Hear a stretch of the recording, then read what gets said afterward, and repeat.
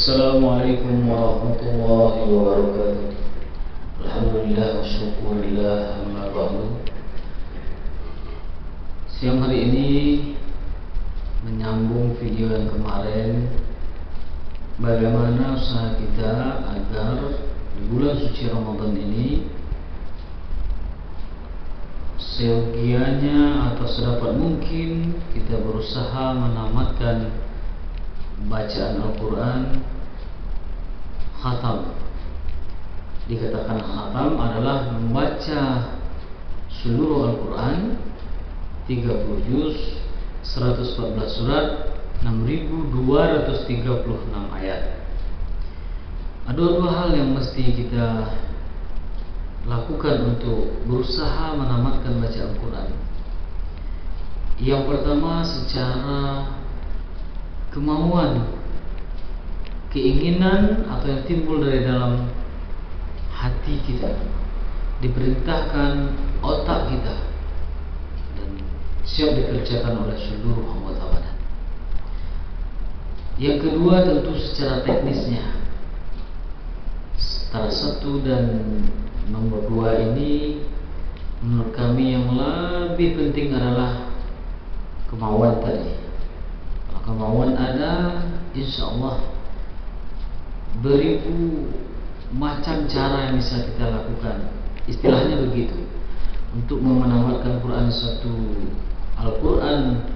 satu bulan Ramadan, ataupun nanti kita berusaha menamatkan satu juz satu hari, ada beberapa cara yang bisa kita pakai. Tetapi walaupun kita tahu caranya, teknisnya, tapi kalau memang hati kita belum mau, belum ada keinginan untuk membaca Al-Quran, mengkhatamkan Al-Quran, tidak akan jadi. Minimal ya, sekali di tahun ini, puasa tahun ini, kita usahakanlah tamat satu bulan ini.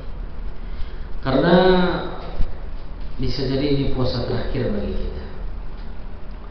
Baiklah, mungkin kita langsung masuk kepada hal pertama tadi, untuk membangun keinginan itu bagaimana. Kadang-kadang kita disibukkan oleh waktu, kadang-kadang kita disibukkan oleh pekerjaan, kadang keinginan ada, tapi kadang-kadang memang keinginan itu yang lemah, tidak ada keinginan yang kuat untuk membaca, bahkan menamatkan Al-Quran. Jadi keinginan ini yang mesti kita pupuk dahulu. Yang pertama sekali tentu kita tahu bahwa Al-Quran ini adalah kitab suci umat Islam yang ditinggalkan Rasulullah. Taraktu fikum amrayni lan tadillu abada, kitab Allah. Jadi yang ditinggalkan Rasulullah ini Al-Quran ini yang ada di tempat kita sekarang, Bismillah sampai Anas, itu juga yang ada dalam atau pada masa Rasulullah. Yang kedua, tentu Al-Quran ini adalah mukjizat Nabi Muhammad terbesar. Kita bisa memvisualisasikan atau membayangkan ketika kita membaca Al-Quran, automatically kita sedang membaca, bersentuhan dengan mukjizat Nabi besar Muhammad SAW. Makanya dulu saya waktu kuliah, kalau kita mengaji itu ada salah seorang dosen kami mengatakan, orang yang mengajar dan mengaji itu adalah dosen mukjizat. Benar sekali 100%, karena memang Al-Quran lah mukjizat Nabi besar Muhammad terbesar. Selanjutnya, Al-Quran ini bertaburkan pahala ketika kita baca satu hurufnya 10, apalagi di bulan suci Ramadan. Wala taqulu alif lam mim harfun, alifun harfun, wal lamun harfun, wa mimun harfun. Alif lam mim saja dibaca sudah 30 pahalanya.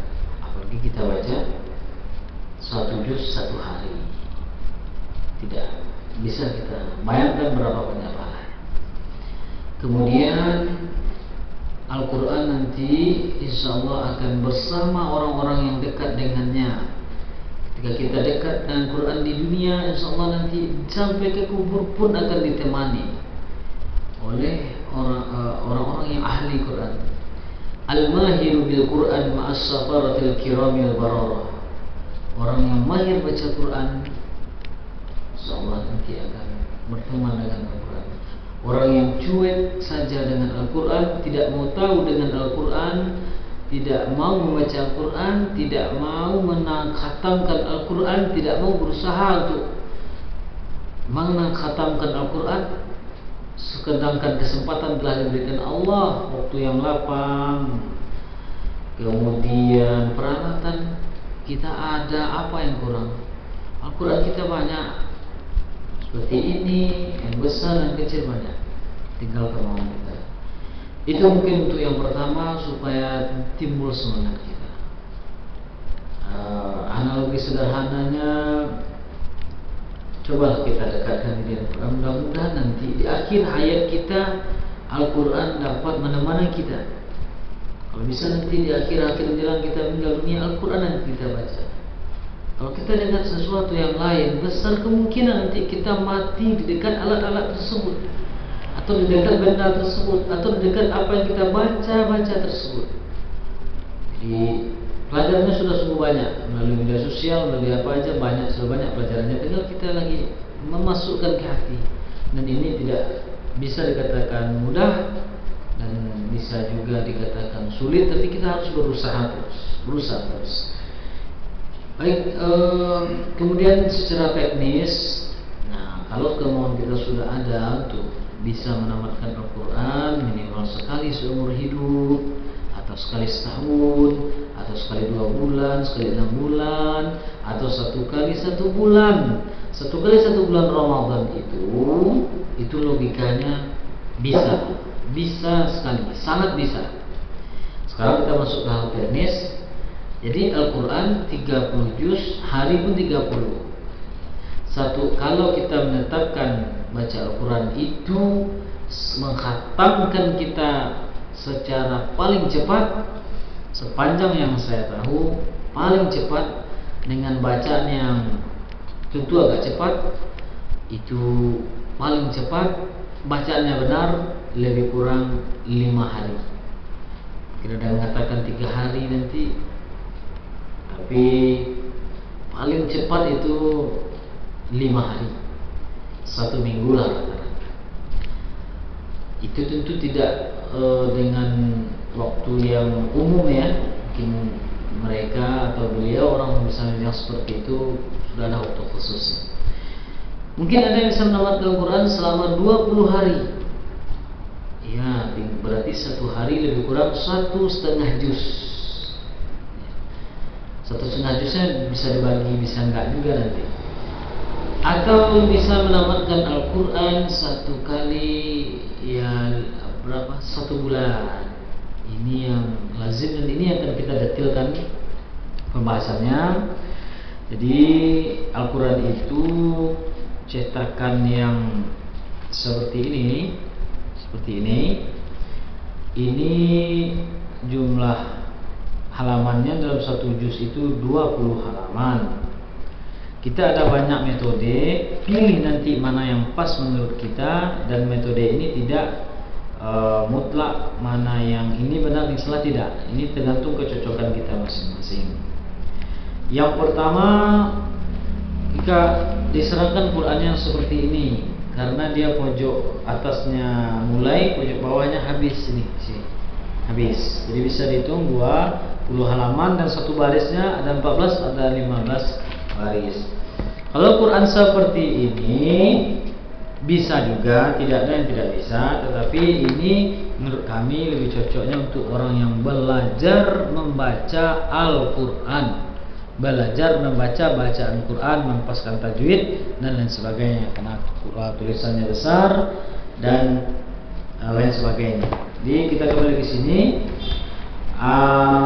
Sholat itu 5 waktu sehari semalam, 20 halaman. Bagi sholat yang 5, dapatnya 4, 2 halaman sebelum sholat, 2 halaman setelah sholat.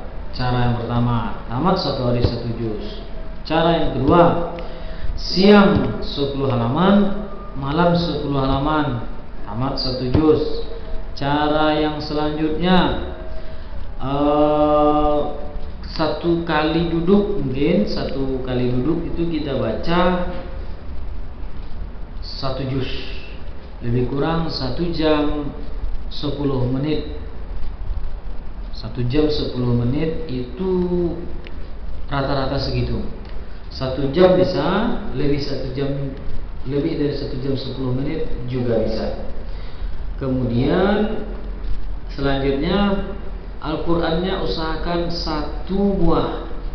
Maksudnya memang kita punya Quran pribadi sendiri kayak gini, tidak punya orang lain, tidak punya anak, tidak punya siapa-siapa. Memang kita Quran ini yang kita baca agar kita mudah menandainya sampai mana kita membaca Al-Quran. Yang selanjutnya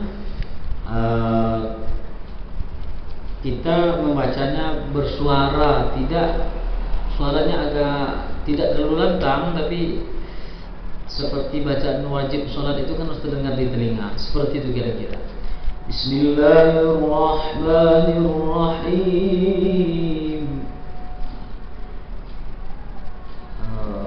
Tidak lambat seperti itu ya, dengan murotal agak cepat.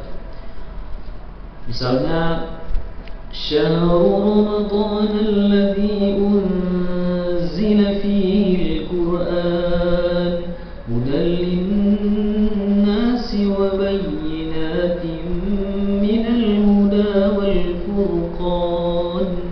Itu 1 jam 10 menit, itu 1 juz. Jadi ada banyak cara rupanya yang bisa kita pakai, bisa kita amalkan, atau tidak pakai hitung-hitungan halaman tadi. Seperti pedagang misalkan, ketika tidak ada yang membeli, sedang menunggu pelanggan, dibaca ya tandai. Mau dilipat boleh, mau kita kasih tanda seperti ini juga boleh. Yang jelas kita berusaha untuk membaca. Kemudian itu kita, karena hari ini lebih kurang 12 atau 13 hari lagi kita melaksanakan puasa Ramadan. Logikanya hari saya membuat video ini bisa kita menamatkan Al-Quran sampai Lebaran nanti. Tapi butuh perjuangan yang luar biasa rasanya. Minimal kita bisa menamatkan Al-Quran nanti berapa, separuh, berarti belum khatam. Bisa juga, atau kita pakai metode pakai tanggal. Jadi hari ini tanggal berapa Ramadan ini, 17 Ramadan, malamnya nanti malam 18, berarti kita bacanya juz 17. Malam tadinya nuzul Quran itu pertama kali diturunkan Quran kan 17 Ramadan. Kemudian kalaupun pakai tanggal Masehi tidak masalah. Tanggal 1 juz 1 sampai tanggal 30 juz 30. Kalau ada juz 29 ya mungkin tanggal 30-nya kita borongkan. Jadi mudah-mudahan itulah kira-kira teknisnya kita membaca Al-Quran. Kita semangat. Banyak cara yang dipakai agar bisa kita semangat baca Al-Quran. Yang penting sekali usahakan kita punya Al-Quran. Kemanapun kita berada, bawa Al-Quran ini dalam tas atau di mana. Kalau ada juga yang masih belum punya, ya beli satu Al-Quran. Kalau ada lagi yang belum bisa baca Al-Quran, tidak ada kata lain belajar, tapi tetap membaca. Orang yang baca Al-Quran dengan terbata-bata tanpa dibuat-buat, pahalanya falahu ajrani, pahalanya 2. Pahala belajarnya, pahala terbata-batanya. Pahala terbata-batanya, pahala belajarnya. Tapi kalau orang yang sudah mahir baca Al-Quran, yang sudah pandai, apalagi sudah khatam Al-Quran, ada jazah khatamnya, apalagi sudah dapat juara MTQ mungkin, tingkat apa sajalah, rugi betul kita tidak membaca Al-Quran. Ini mungkin yang akan kita sesalkan nanti di alam kubur, di akhirat, atau bahkan menjelang mati, atau nanti ketika kita sakit, atau kita terbaring di rumah sakit, baru kita akan timbul niat hati tadi. Tentu sangat terlambat sekali. Mudah-mudahan video sederhana ini bisa menjadi masukkan bagi kita semua, mudah-mudahan kita semangat dan lebih mendekatkan diri kita kepada Al-Quran. Banyak maaf. Assalamualaikum warahmatullahi wabarakatuh.